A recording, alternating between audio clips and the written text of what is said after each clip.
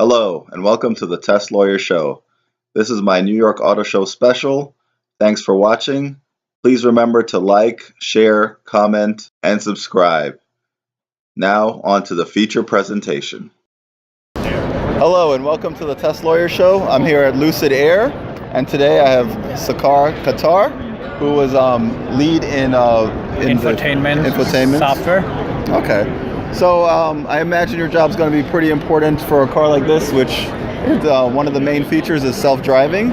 So people need something to do with their time. Yep.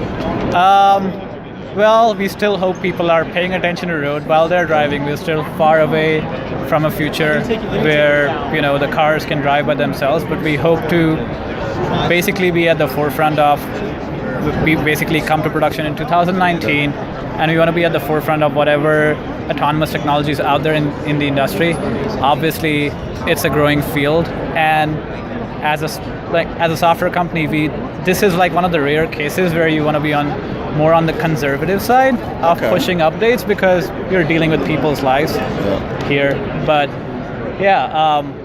we want to be competing at the same level of autonomy as whatever is out in the industry, and we are preparing our car with the more advanced hardware, so aiming for a level 4 or level 5 autonomy in a few years.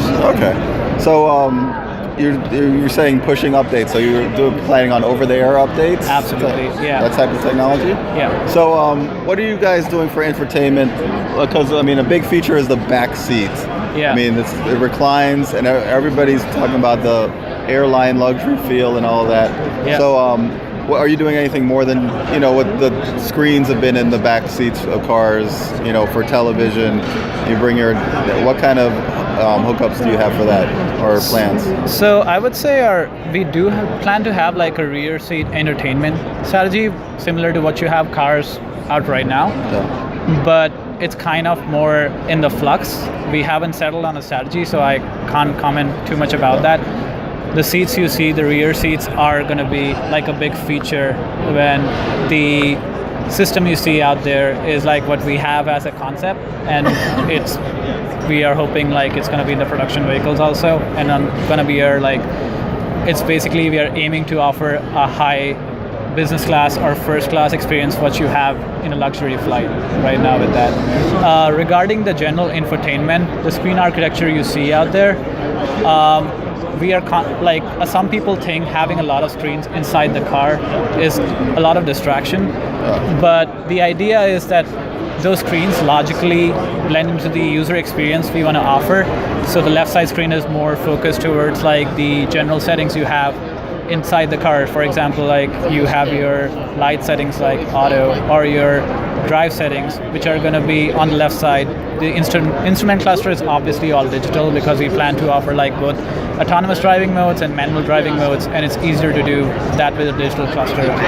And on the right side and a bit below, we have two screens. One of them is the upper screen is aimed more as the personal assistant, which gives you a summary information, and the lower screen is a more detailed view.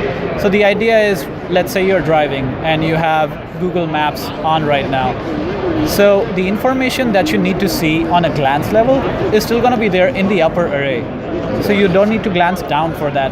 But the idea is a lower screen gives you a more detailed view to complement this. So let's say you're driving and your upper screen would give you more turn-by-turn directions, what Google Maps gives you right now on your phone, but the lower screen would probably show you the whole route. So you can look at two things at the same time without context switching, or maybe you have music and maps open at the same time. So having multiple screens helps you there, because you don't have touch and switch context. So could a passenger possibly watch movies on the large screen? I'm not sure if we are thinking about that from a safety perspective, but it's kind of flexible. So I wouldn't say we have finalized on specific features like that. And that larger screen is the one that can retract into the dash? Absolutely, yeah. If you're driving at night and you don't need that screen, you can retract in a dash, and you can, you still have all the information available for you for driving. Okay, very cool. Is there any specialties that you worked on that you'd like to highlight? It's a team effort. Well, yes, obviously. Yeah. So our team is pretty small. All the infotainment software is in-house. And actually, this is the first pass of infotainment, so we do have a big grand vision. A grand vision. What I described to you is just the UX like experience model, but yeah, we are refining that. We also like plan to offer like CarPlay and Android Auto, so people can use our infotainment, or if they want to use their mobile phones. But we also like plan to have a very comprehensive like app strategy, and like basically all the information you have on your phone projected onto the screen, not just with Android Auto or CarPlay, but like also inside our own infotainment. So the user would have the choice of whatever they want to have, or they could have like CarPlay up on one screen and like our infotainment up on the other. That's the beauty of having like a very flexible software architecture. So it's an open architecture. It's a very open architecture. Because I know a lot of people are doing third-party apps for Tesla and other companies. Yeah, I think our general idea is like it's hard to have your own like app ecosystem.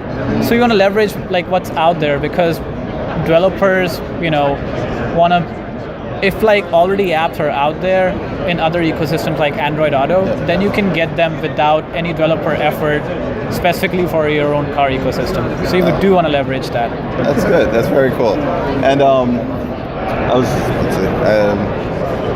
thinking about the apps. Oh, yes. I know Hyundai announced like they have Google. You can use the Google Assistant in the house and say, I want to go to X, Y, and Z, and then that would transport to the car. Yeah. Are you looking into anything like that? They have Amazon has their home, and the Google has, and stuff like that. So I kind of forgot to mention this, but we would like voice is a really big part of our user experience. Okay. So we are gonna have like an in-car like voice assistant which would understand your natural language. Like if you look at like automotive out right now, like most of the voice commands don't really work because they are expecting you to say very specific commands in a specific way. What we want to do is like how you would talk to Alexa, which does voice really well, and like ask simple natural language queries, and the car would understand that. And we are looking for integrations with like outside systems. So maybe like you have Alexa at home and you can ask it to like start recharging your car. But obviously like it's very much into the future. So inside the car we would have a voice experience, and outside of car we would be looking at integrations with like the Internet of Things and like third-party ecosystems. Okay, very cool. And I know some people are looking at just like visual cameras, so you could just use your hands, wave it, and they would follow, kind of like Xbox Connect type systems. Some of the other manufacturers are looking at that. I'm a little skeptical because I've used the cameras with game systems, and they're not so good. Are you guys looking at anything like that, or you think voice and touchscreen is probably? So personally, I don't think we have focused at this point too much on gesture controls. BMW is one of the few automotive manufacturers who have them out there. But from the user feedback our UX team has looked at, they are not that reliable as of now.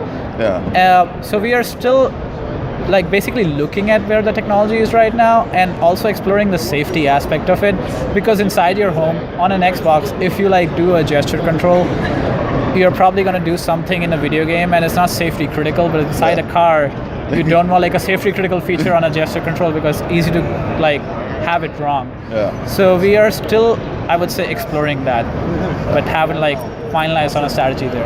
And I mean, you want to keep both hands on the wheel if you're driving, exactly. as much as it's still a car, so you have to drive it, and as much as we want to have screens, we have all those screens. The point of that is to like minimize like distractions while having all the information available to you, rather than, hey, you can watch TV while driving the car. That's not our aim. That's good. I mean, I'm a driver. I'm missing the demise of manuals. I mean, that's one thing I really... I drive a stick shifter. Yeah, it's great. And I guess the other kind of buzz in the infotainment type user interface for cars is HUDs. Everybody's pushing HUDs. Consumers are. I don't know if manufacturers are sold on them. What's kind of your take on the HUD technology? I would say we are looking at that, but our plan is kind of not final right now on the HUDs. So we're pretty much exploring that option. Yeah, I mean, I imagine you guys won't rule out anything because you guys want to be at the cutting edge, but yeah, as far as one of the things is because we already have like a lot of screens. We are looking at if like HUD's gonna offer something that like our current screen architecture doesn't, but it's pretty much an open option. Yeah, I mean, a lot of people are looking at like overlay type things, so you would see the arrow on the road. Yeah. And speed is obviously one of the main things for HUDs. Yeah. As I said, it's like an open option if you're still looking at it. All right. So, is there any other feature you would like to mention before we wrap up that you guys worked on? I think generally touched base on most of the important features, but I would say in general, when you go out and take a look at electric cars right now, there is only like one or two good options. Obviously, Tesla is a good option, and we have like Chevy Volt and all those options. But when you look at gas cars, there are so many options out there. So in the luxury segment, there's nothing like that out, and we want to be, that option, and definitely not compromise on any area of the car. So user experience, autonomous driving, over-the-air updates, whatever you think in terms of technology you expect out of your smartphone or devices out there, we want the same expectation of an automobile and fulfill that. Okay, very cool, very good. Thanks for spending some time with me. It was a Absolutely. pleasure. We're looking 2019. They expect to release the cars. Yep. That's what I've been hearing. 2019. All right, and you got a few pre-orders, and hopefully we'll get everything rolling. Yep. Right. Absolutely. All right. Thanks again. Thank you so much. All right. Thank you for watching my 2017 New York Auto Show special. Please don't forget to like, subscribe, comment, and you can follow me on Twitter at Teslawyer Show. To see more from the auto show, click on my playlist or check out one of my other videos. And don't forget to share if you like it. Thanks.